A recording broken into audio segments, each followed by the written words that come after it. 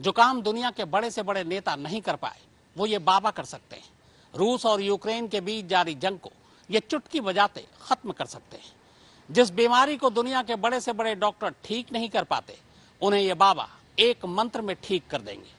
इतना ही नहीं, ये मोटे को पतला कर सकते हैं, बे औलाद को औलाद दे सकते हैं, मियाँ बीवी के बीच के झगड़े को खत्म कर उनके बीच प्यार पैदा कर सकते हैं। ये बाबा सब कुछ कर सकते हैं। तो चलिए मिलते हैं मार्केट में आए सबसे ताजा और नए बाबा करौली बाबा से।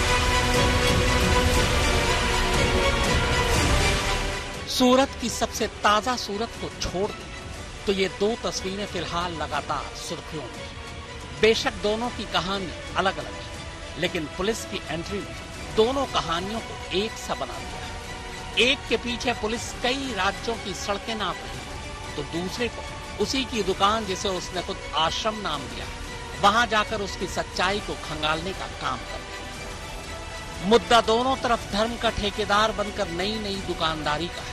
इनमें से एक का नाम अमृतपाल सिंह है, जबकि दूसरे का नाम माँ बाप ने तो संतोष सिंह भदौरिया रखा था, लेकिन उसने खुद अपना नामकरण करौली सरकार बाबा के तौर पर कर लिया। ये दोनों ही नाम मार्केट में बिल्कुल नए नए हैं। अमृतपाल तो फिलहाल पुलिस के साथ छुपन छुपाई खेल रहा। ये खेल खत्म हो तब उसके खेल की कहानी बताएं।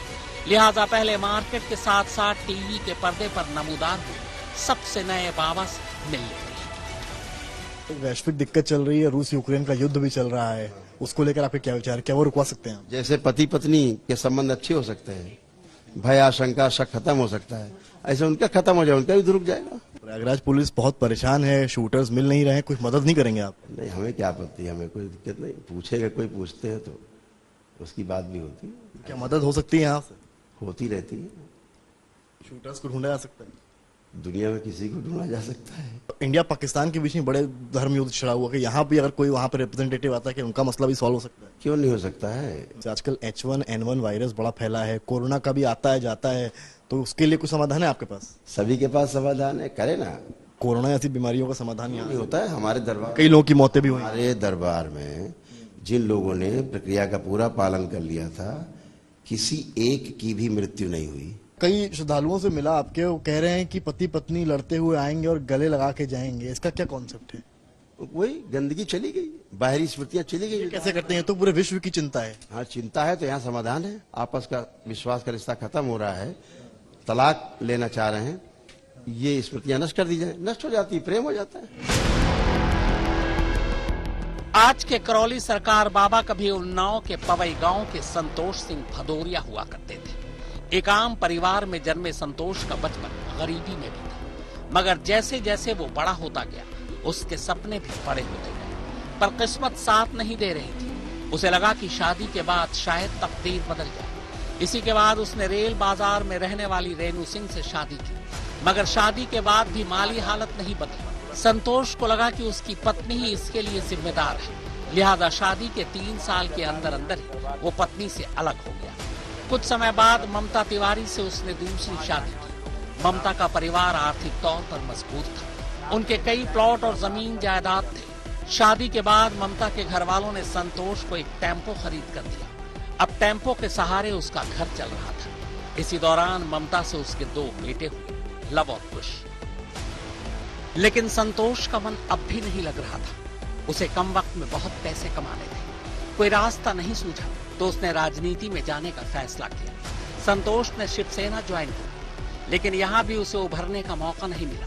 लिहाजा शिवसेना छोड़कर अब उसने भारतीय किसान यूनियन ज्वाइन कर लिया और किसान नेता बन बैठा। किसान यूनियन के कई धरने प्रदर्शन में बढ़ चढ़कर हिस्सा भी लिया, कई बार लाठियां भी खाई, मगर फिर कुछ वक्त बाद नेतागिरी से भी उसका मन ऊब गया। अब उसने नया धंधा शुरू किया, विवादित जमीन की खरीद फरोख्त का, यानी अब वो प्रॉपर्टी डीलर बन चुका था। प्रॉपर्टी डीलर बनने के बाद कई लोगों से उसकी दुश्मनी भी रही, इसी दौरान 4 अगस्त 1992 को कानपुर के फजलगंज इलाके में अयोध्या प्रसाद नाम के एक शख्स की गोली मारकर हत्या कर दी गई। इस हत्याकांड में बाकी लोगों के साथ साथ संतोष सिंह भदौरिया के खिलाफ FIR दर्ज हुई। बाद में कत्ल के इल्जाम में उसे गिरफ्तार किया गया। वो जेल भी गया, लेकिन फिर 1993 में जमानत पर बाहर आ गया। अब तक शायद कहीं न कहीं संतोष भदौरिया को लगने लगा था कि राजनीति में जाकर यह प्रॉपर्टी डीलर बनकर बहुत जल्दी वो अमीर नहीं बन सकता। इसी के बाद उसने उस धंधे में कूदने का फैसला किया जिसमें लागत कुछ नहीं और मुनाफा छप्पर फाड़, यानी बाबागिरी की दुकान। इसी के बाद अब संतोष केरल का रुख करता है। वहां जाकर वो अलग अलग तरह की थेरेपी सीखता है। पूरी तरह सीख पढ़कर वापस कानपुर लौटता है। कानपुर आने के बाद सिविल लाइंस के अपने घर में वो एक क्लिनिक खोल लेता है। इस क्लिनिक में वो आयुर्वेदिक लेप के जरिए अलग अलग तरह की बीमारियों के इलाज का दावा करता है। दुकान चल पड़ती है और अब यहीं से अमीर बनने का उसे रास्ता भी मिल जाता है। 2000 आते आते संतोष करौली गांव में अपने दोनों बेटों लव और कुश के नाम पर एक आश्रम खोलता है। आश्रम की जमीन पर पहले उसने एक मंदिर बनवाया था। अब जैसे जैसे दुकान चलती गई, आश्रम की जमीन भी फैलती गई। देखते ही देखते आश्रम एक छोटे मोटे कस्बे में तब्दील हो जाता है। धीरे धीरे करके आश्रम 14 एकड़ जमीन में फैल जाता है। फैलते आश्रम के साथ साथ अब संतोष सिंह की अदृश्य शक्तियां और ताकतों की बातें भी फैलने लगती हैं। धीरे धीरे ये बात लोगों के कानों तक पहुंचती है। अब ये मशहूर होने लगता है कि संतोष सिंह शिव की शक्ति और तंत्र मंत्र से लोगों की गंभीर से गंभीर बीमारियों का इलाज भी कर सकता है। फिर क्या था, परेशान हाल मरीज और उनके तीमारदार करौली आश्रम का रुख करने लगे। धीरे धीरे मजबूर और बीमार लोगों की आश्रम में तादाद बढ़ने लगी और इसी के साथ संतोष सिंह भदौरिया भी अचानक संतोष सिंह से करौली सरकार बाबा बन गया। बच्चे के अंदर कैंसर था, तो हम पहली बार आए। हमारा बच्चा वो टाइम में सल गया। वही बच्चा कार चला सकता है। क्या बताया बाबा जी? बाबा जी बोले धीरे धीरे ठीक हो जाएगा और ठीक हो चुका है। यहाँ पे जिस तरह का मैं वो चीजें देख रहा हूँ और एक्सपीरियंस कर पा रहा हूँ, मुझे लगता है कि कहीं न कहीं पैरा साइंस है, मेटा साइंस है। दिक्कत ये है, बीमारियां रहती हैं शरीर में। अभी सही है? अभी सही नहीं है। अभी स्मृति चिकित्सा होगा। स्मृति और क्या ब्लैक होता है? मैजिक। इसमें ब्लैक मैजिक करता है पहले दिन। अभी हम नमन कर रहे हैं। हाँ। क्या कहते हैं वो? वैसे आप जैसे भभूत लेके जा रही हैं, कुछ हिदायत दी गई है? अच्छा लाभ है यहाँ से ना, इसीलिए जा रहे हैं ना। 2 बार और आ चुके हैं। कैसे क्या दिक्कत थी? घर में परेशानियां थी, थोड़ा बहुत समाधान हुआ? जी समाधान तो हो गया है एकदम। क्या समस्या? डिप्रेशन, लेपन लगाने के लिए बोला गया। फायदा हुआ कुछ अभी? हाँ, बहुत प्रोग्रेस में।